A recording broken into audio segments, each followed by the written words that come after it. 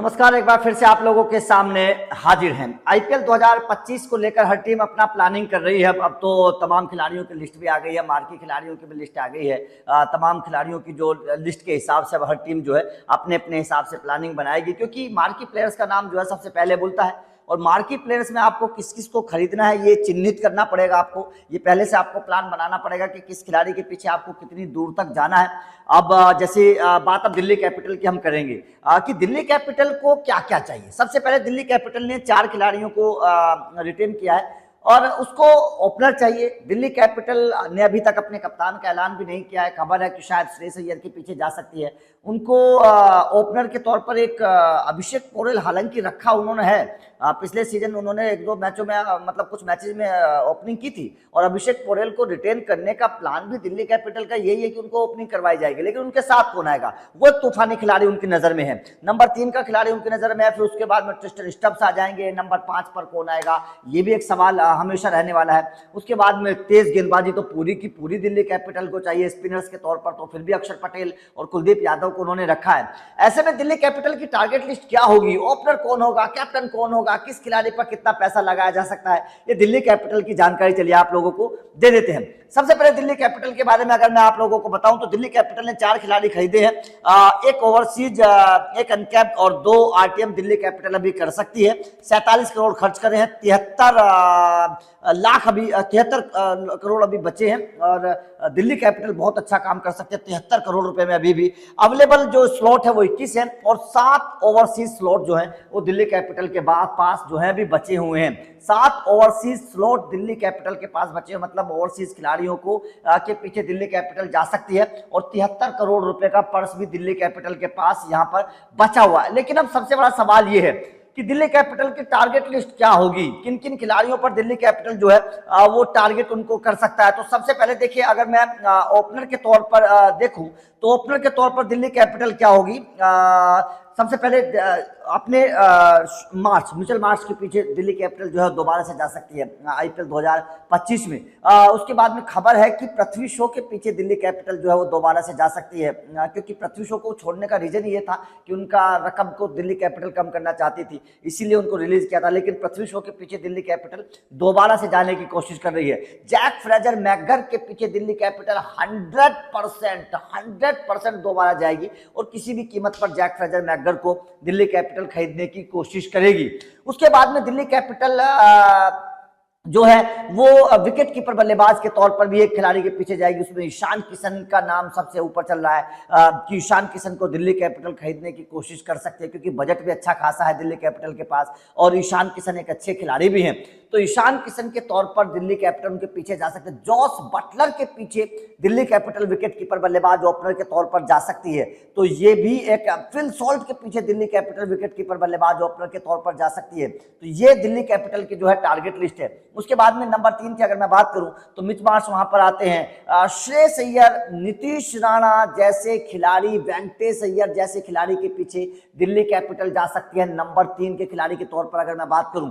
ये 3-4 खिलाड़ी जो हैं वो दिल्ली कैपिटल की टारगेट लिस्ट में है। उसके अलावा एक और खिलाड़ी दिल्ली कैपिटल की टारगेट लिस्ट में है नंबर 3 के लिए, अपना सरफराज दिल्ली कैपिटल में पहले रह चुके हैं और इस वक्त कमाल के टच में भी हैं, अच्छी बल्लेबाजी भी कर रहे हैं, तूफानी अंदाज में खेलते भी हैं। तो दिल्ली कैपिटल की टारगेट लिस्ट में सरफराज भी हैं, जिनकी चर्चा भी हो रही है और बड़े तारीफ के लायक भी हैं सरफराज, और बल्लेबाजी भी बहुत अच्छी सरफराज कर रहे हैं। तो ऐसे में दिल्ली कैपिटल की टारगेट लिस्ट में सरफराज भी रहने वाले हैं। उसके बाद में नंबर 4 पर कौन आएगा, शायद ट्रिस्टन स्टब्स को नंबर 4 पर शायद रखा जाएगा, जिस तरीके से दिल्ली कैपिटल ने ट्रिस्टन स्टब्स को रखा है। नंबर 5 पर एक शायद अक्षर पटेल ऑलराउंडर भी हैं। नंबर 6 के तौर पर एक कोई तेज गेंदबाजी ऑलराउंडर इनके पास आ सकता है, विदेशी तेज गेंदबाजी ऑलराउंडर। आप उसमें आप मार्को जेनसन की बात कर लीजिए, उसमें विदेशी ऑलराउंडर के तौर पर इनके पास कई सारे खिलाड़ी हैं। आप दसुन शनाका की बात कर लीजिए, ऐसा एक तेज गेंदबाज इनको चाहिए। इस तरीके ब्रेविस को दोबारा से रख सकते हैं, नबी को दोबारा से मतलब नबी के पीछे जा सकते हैं। इस तरीके के खिलाड़ियों के पीछे दिल्ली कैपिटल जो है जा सकती है। वैसे स्पिन ऑलराउंडर की उनको जरूरत है नहीं, दिल्ली कैपिटल तेज गेंदबाजी के ऑलराउंडर के पीछे ही जाएगी। जाएगी। अगर मैं स्टॉइनिस के पीछे दिल्ली कैपिटल जा सकती है, दशम सनाका के पीछे दिल्ली कैपिटल जा सकती है, मार्को जेंसन के पीछे दिल्ली कैपिटल जा सकती है। इस तरीके के शार्दुल ठाकुर को हो सकता है कि दिल्ली कैपिटल खरीद ले। वेंकटेश अय्यर है, इस तरीके के तेज गेंदबाजी ऑलराउंडर के पीछे ही दिल्ली कैपिटल जो है IPL 2025 में जो है वो जाने वाली है, क्योंकि उसके बाद में दिल्ली कैपिटल को तेज गेंदबाजी ऑलराउंडर चाहिए, स्पिन ऑलराउंडर के तौर पर उनके पास अक्षर पटेल ऑलरेडी हैं। तो दिल्ली कैपिटल की जो ऊपरी क्रम है उसमें वो किसको चाहते हैं?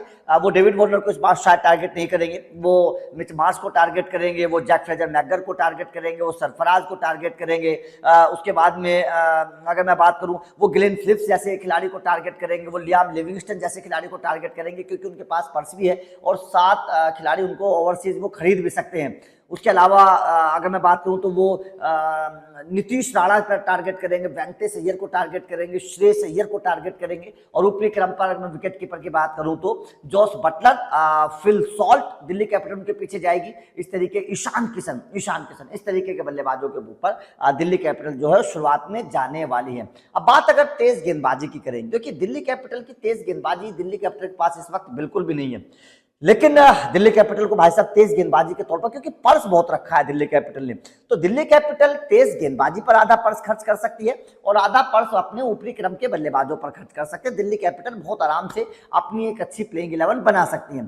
अब तेज गेंदबाजी में दिल्ली कैपिटल क्या कर सकते हैं? देखिए सबसे पहले तो वो अपने लॉकी फर्गुसन को दोबारा से लेने की कोशिश करेंगे, ईशांत शर्मा को सस्ते में खरीदने की कोशिश करेंगे, इस तरीके के खिलाड़ियों को दोबारा से लेंगे। खलील अहमद के पीछे दिल्ली कैपिटल दोबारा से जा सकती है, मुकेश कुमार के पीछे दिल्ली कैपिटल दोबारा से जा सकती है, सस्ते में उनको खरीदने की दिल्ली कैपिटल कोशिश कर सकते हैं। मोहम्मद शमी के पीछे दिल्ली कैपिटल जा सकती है, ये अपडेट है। भुवनेश्वर कुमार के पीछे दिल्ली कैपिटल जा सकती है, क्योंकि अच्छे खिलाड़ी हैं और दिल्ली जैसी पिच पर उनको मदद भी मिलेगी।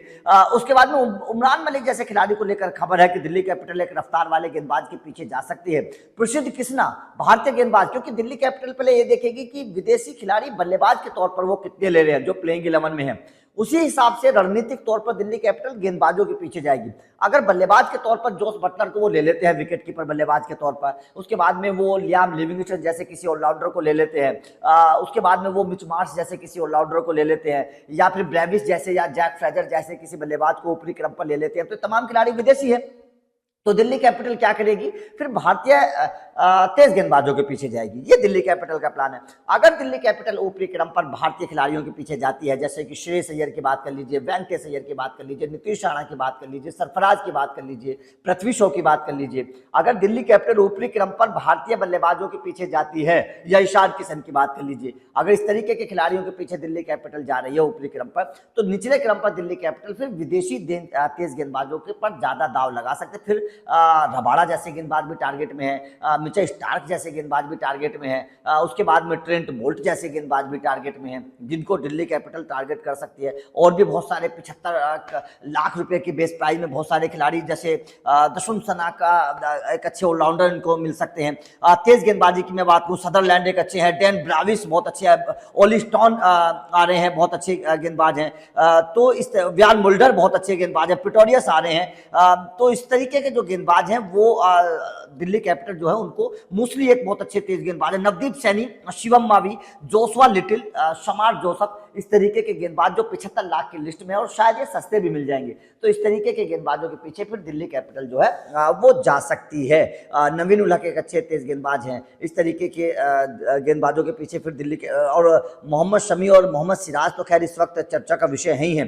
अर्शदीप सिंह को भी दिल्ली कैपिटल टारगेट कर सकते हैं, क्योंकि उनके पास पर्स है। दिल्ली कैपिटल के पास पॉजिटिव चीज ये है कि उनके पास पर्स बहुत ज्यादा है, तो ऐसे में पर्स का फायदा दिल्ली कैपिटल जो है उठा सकते हैं और अच्छे खिलाड़ियों को दिल्ली कैपिटल जो है वो टारगेट कर सकते हैं। ये दिल्ली कैपिटल के लिए बहुत पॉजिटिव बात है कि वो क्या है ना, वो सबसे पहले दिल्ली कैपिटल की रणनीति क्या रहेगी, जो स्ट्रेटेजी रहेगी दिल्ली कैपिटल की ऑक्शन की जो स्ट्रेटेजी रहेगी, वो ऑक्शन की स्ट्रेटेजी दिल्ली कैपिटल की केवल यही रहने वाली है कि अगर वो ऊपरी क्रम पर भारतीय बल्लेबाजों को लेने में कामयाब हो जाते हैं, तो वो निचले क्रम पर गेंदबाज विदेशी पर ज्यादा दाव लगा सकते हैं। जैसे कि पिछली बार उनके पास थे, लोकी फर्गुसन था, उसके बाद में लुंगी एंगड़ी थे, ऐसे 2-3 खिलाड़ियों को वो रखते थे। तो ऐसे में दिल्ली कैपिटल यही करेगी। अगर ऊपरी क्रम पर उनके पास भारतीय खिलाड़ी हैं, तो वो निचले क्रम पर तेज गेंदबाजी के तौर पर विदेशियों के पीछे जाएंगे। अगर ऊपरी क्रम पर उनके पास जैक फ्रेजर मैकगर हैं, मार्श हैं, स्टोइनिस जैसे खिलाड़ी हैं, या फिर लियाम लिविंगस्टन को लेने में कामयाब हो जाते हैं, मोइन अली को लेने में कामयाब हो जाते हैं, गिलेन फिलिप्स को लेने में कामयाब हो जाते हैं, तो फिर निचले क्रम पर फिर दिल्ली कैपिटल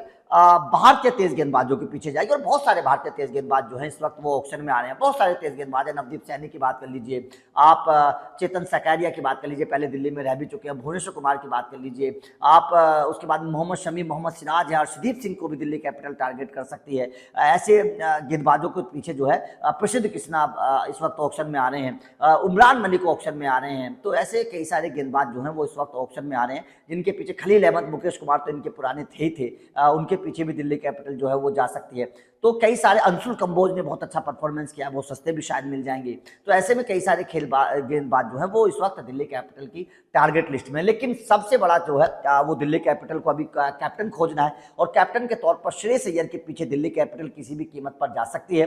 पर्स उन्होंने उतना रखा है कि पर्स अगर श्रेयस अय्यर के पीछे उनको 10-15 करोड़ भी अगर खर्च करने पड़ जाएंगे तो दिल्ली कैपिटल को कोई प्रॉब्लम नहीं होगी, क्योंकि नंबर 4 का एक बल्लेबाज भी मिल जाएगा, कैप्टन भी मिल जाएगा, एक अच्छा सुलझा हुआ खिलाड़ी भी मिल जाएगा जो दिल्ली कैपिटल को चैंपियन बनाने में मदद कर सकता है।